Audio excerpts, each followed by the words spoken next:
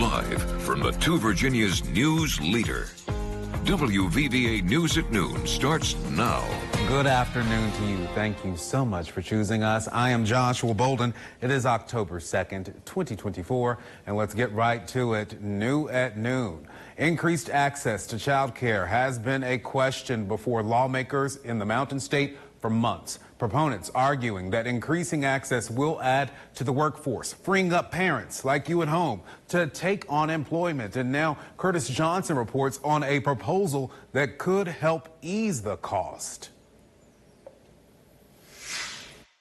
We can put our heads in the sand and say child care is not a problem. It is. Governor Jim Justice proposing a solution for lawmakers to pass a tax credit to ease the cost of child care. That proposal, one of 27 items up for consideration during a special session scheduled to resume Sunday. The governor estimates the proposal will cost the state about $4 million a year, allowing parents to claim a portion of what they pay for child care as a credit against their state income tax, similar to a credit already allowed by the federal government. I think our young families need to know that we're trying. While debate and questions remain, lawmakers I spoke with Tuesday generally support the measure. We want to put people to work in West Virginia, but we want to make sure that they can take care of their children first. I mean, that's got to be first and foremost. So we got to do all we can to make sure that we can help. Delegate Bob Fehrenbacher has proposed other child care measures. He tells me he supports the governor's proposal as a good first step. It is expected to have a positive impact, and I hope that there are other steps that will further help stabilize and improve child care availability. If passed, a portion of what a family spends on child care in 1 year would be claimed as a credit the following year, leading me to ask the governor this. Is it the quickest and best way to get those families relief? And simply put, why is passing this proposal so important? If we don't want to do this, we're turning our backs on something that is important to West Virginia across the board. It's surely important to our families that are here now that are really struggling with child care. And with all that being said, it's important to the recruitment of more families to West Virginia. If passed, it would be retroactive, allowing eligible families to claim the credit when they submit their state tax return early next year. Here for you, Curtis Johnson, WVVA News.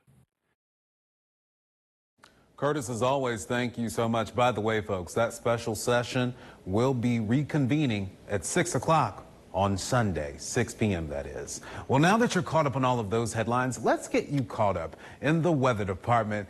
Guess who is in for meteorologist Jeffrey Houle for the rest of the week? I always call him the happiest guy in the building. Meteorologist Tim Cha.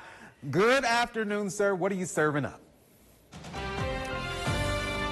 Yeah, hey there, Joshua. Happy to be here as well. Of course, we are still could see a few showers developing later today. In fact, we're already starting seeing a couple of shower activity really to our north towards Fayette County, parts of Raleigh County, and over towards western Greenbrier County. But I want to show you the month of September in terms of rainfall. Look at this. We're talking about 7 inches of rain for the month of September. Remember last year in 2023 for September, barely over an inch. So really 180 here in terms of rainfall for the month within the year, about 3.8 inches above average. And you look at the last couple of days, we are missing a couple of weather data for the last few days of September, but regardless, it's still an above average wet day here. We're talking about 3 days of over 2 inches of rain. I had to look back in the data wise here. May 29, 2023 was the last time we saw rainfall totals within a day, daily rainfall totals over 2 inches of rain. Your October weather stats though, yeah, I mean, we go from 68 to 50 for our average high beginning of the month, towards the end of the month, 58 and 40. And maybe some of you guys remember that snowy year back in 2012 where the end of October, that's where we got a total of snowfall of 9.6 inches of snow. Talk about crazy weather here back in 2012 here. Right now, no snow, of course, 67 degrees, way too warm for snow at this hour from our Princeton weather camera. Other locations are generally hovering to the 60s, but of course, we are tracking more dry weather and sunshine, but when will it arrive? I'm going to break it all down in that full forecast coming up in just a little bit. Joshua? Tim, thank you so much. We'll catch you in less than 15. In the meantime, folks, We know that we have had a lot of heavy news lately, so let's lighten the mood just a little bit with some good news. Get this, a record $157,529 has been raised at the 19th annual Friends of Charity Auto Fair. We're just receiving this information. Folks, this is going to provide additional funding for Hospice of Southern West Virginia and Brian's Safe House. And it is all thanks to you at home coming out in droves, 8,000 of you in fact, for the auto fair, which boasted 522 registered in the car show. Janet Green, the Chief Executive Officer of Hospice of Southern West Virginia, telling us that she is so grateful for your overwhelming support. And you can read more about this on our website, wvva.com. And the funding does not stop there. We're going to take you to Mercer County, where WVU Medicine Princeton Community Hospital announced it is the recipient of a donation totaling $45 grand. Now, this all goes to support essential equipment upgrades and improvements that will help patient care and services at the hospital that benefits so many of us. That funding coming from the PCH Volunteer Auxiliary. And keeping with the donations, the Princeton Police Department's K-9 program received some to better serve you, our community, according to a Facebook post from the Princeton Police Department. Southern Highlands Community Mental Health Center donated training scents and training aid boxes to the K-9 program. Now, this supplies will be used in drug detection training and helping the department better serve you, our community. And speaking of law enforcement, folks, there is a new face patrolling the streets of Monroe County, West Virginia. The sheriff's office announcing it is welcoming Deputy Nicholas Needham. The sheriff's office noting that his appointment comes with the department's ongoing commitment to enhance public safety and strengthen community relationships. Needham, by the way, was born and raised not too far away over in Giles County, Virginia. You see him there with his family by his side as he was sworn in. His new boss, Sheriff Michael Miller, saying, quote, "We are excited to welcome Deputy Needham to our team. He has shown a strong dedication to law enforcement and a genuine interest in building positive relationships within our community. We look forward to seeing the positive impact he will make here in Monroe County." Congratulations, Deputy, and thank you so much to our community for supporting our community, because that's what it's all about. But Lee and Tisha, what's coming up on Investigate TV? Today on Investigate TV Plus, we reveal how some states may be falling short when it comes to safety of all-terrain vehicles. How a hodgepodge of laws across the country is putting children at risk. From the Two Virginias news leader, this is WVVA News at Noon. Welcome back. Continuing coverage now of the efforts to restore power to our communities. For some folks, this marks day 6 without electricity thanks to that storm. WVVA's Robert Castillo brings you the very latest from AEP. He also speaks with leaders both on the local and the state levels of government. According to officials with Appalachian Power, there are still thousands in the Two Virginias without power, and those issues can be linked to substations like the one behind me, but there are still thousands of issues linked to individual power poles affecting people, and those are the customers who are in the final leg of their restoration process. Governor Jim Justice shared his thoughts when asked about his reaction to the severe weather that hit southern West Virginia hard. I asked Justice if any resources were being made available to Mercer and the other surrounding counties still dealing with impacts from the storm. I don't know if dollars have been requested, Robert. You know, our people are constantly talking to those counties and everything. I don't know of the requests that we've gotten in. You know, we did have some severe weather in Mercer, McDowell, and Wyoming counties, probably some other spots as well, but those were the counties, the primary counties, and you know, Robert, we're continuing to gather information, but in all fairness, we've had many situations as far as weather in West Virginia that were much more damaging and everything to this event in West Virginia. You know what it did in North Carolina. Officials with AEP say crews are continuing to work around the clock to restore service to customers, adding they hope to get power on for people by 11 p.m. Tuesday night. In areas like the Bluefields and Tazewell, Appalachian Power is asking for continued patience while their crews work. AEP also urges those waiting for their lights to come back on to monitor AEP's outage map or even sign up for outage alerts on their specific outage. We're trying to hit that number, and we still feel like majority of our customers will be restored tonight by 11 p.m. But there are some harder hit areas throughout our territory that we know will probably dip into tomorrow. But for the most part, the goal, our meeting this morning, first thing, our VP said, hey, let's get people restored today, like we said. Leaders with the utility company say when looking to fix lines, they try and target areas that have the most people in the dark and go from there. Bluefield City Manager Cecil Marson estimates around 80% of the city has had their power restored, but says crews have been working in different areas of the city on Tuesday, including on streets like Hill Avenue and Heatherwood Road. Unfortunately, now we're getting down to the areas where there was a lot of damage and multiple trees and multiple lines down and transformers broken, and this is going to be a lot of the hard work. I mean, an example would be the Heatherwood area that I've been driving through. Multiple homes there with damage, multiple lines down, so that's not a one-line fix. There's transformers all through that area that have been damaged, and it's going to take some time to get those things remedied and fixed. All West Virginians who suffered any personal property damage from last week's severe weather are being urged to fill out a storm damage survey. We're posting a link to the survey on WVVA.com. Here for you in Bluefield, West Virginia, I'm Robert Castillo, WVVA News.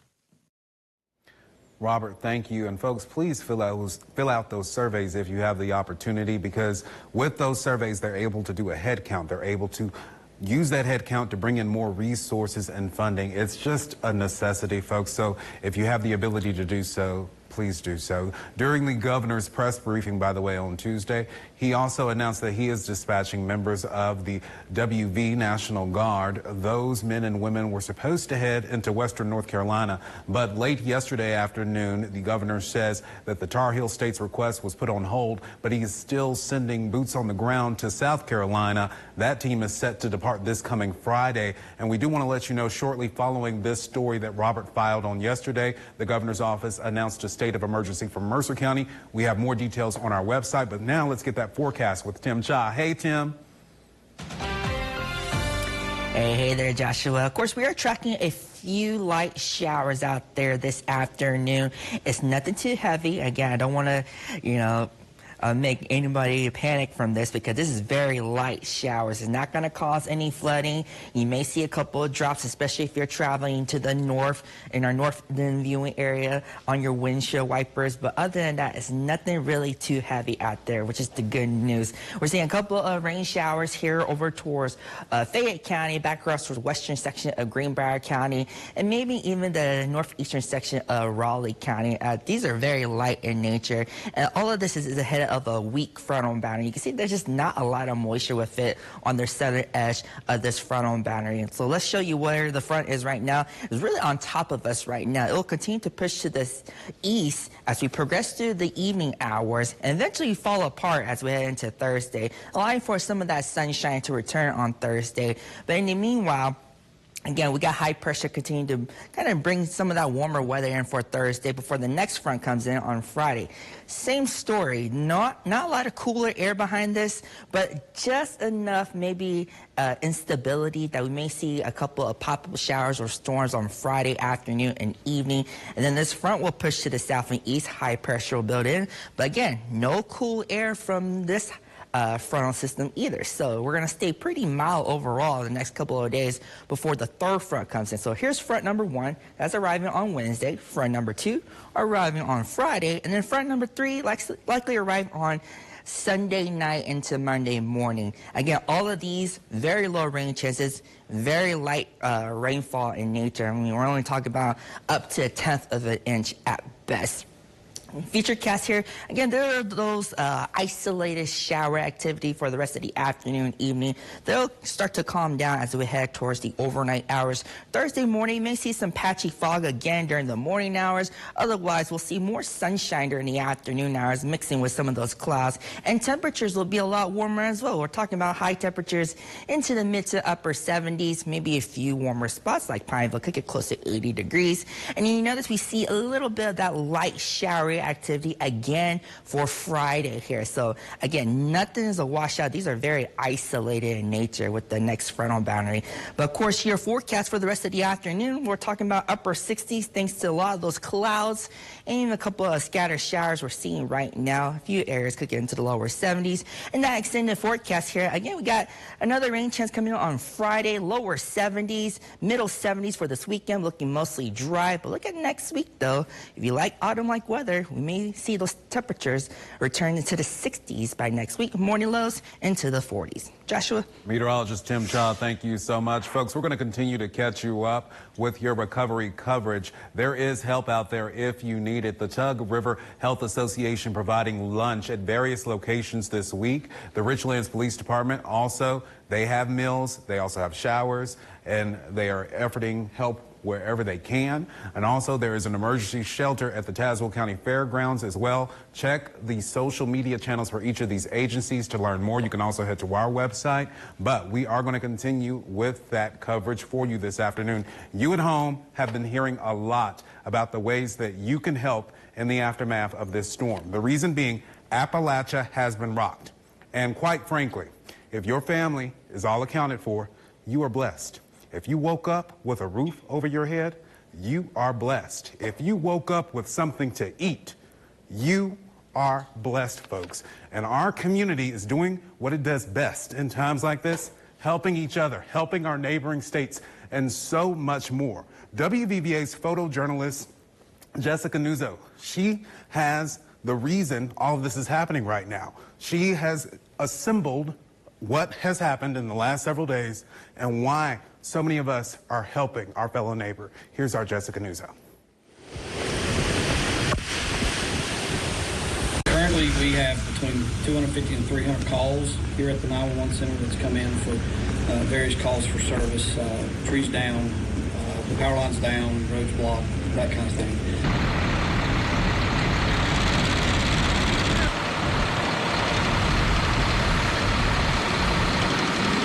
AEP, West Virginia Forestry, local fire departments are out trying to remove this stuff. The problem is we continue to see these bands of heavy wind and precipitation. And when that happens, we have to pull those crews out and away from those areas. We have a lot of trees on homes in our county right now, okay? So far, there's not been any injuries reported. There's not been any fatalities that I'm aware of in our county due to this.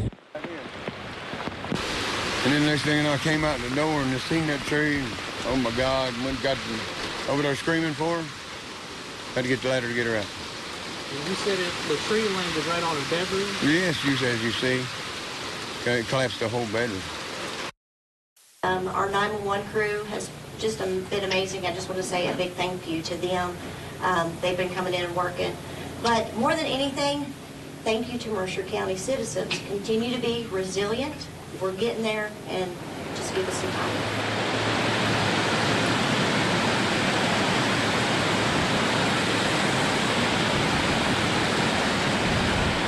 Clean the water come over the shelter down here one time since we was in here, and it got up to our deck. We lived right beside the office building, and it got up to our deck one time, and they told us we need to move out. Well, it's up at 3 o'clock in the morning. Yeah, 3 o'clock in the morning. And, but I've never seen that like this before. Never. I've never seen it come over the road. Yeah, our neighbor's deck has then came over onto our camper and pushed our deck down. They're still there, but we don't know how much longer. Great place to camp. It's just it just makes you want to cry.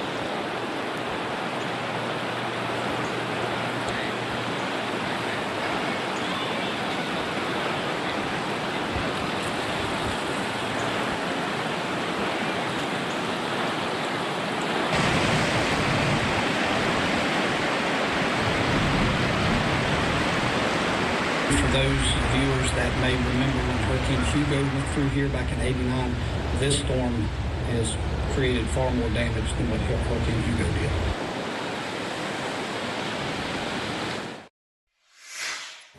All right, before we go, we are ending our newscast. You're probably thinking about lunch right now. I know I am.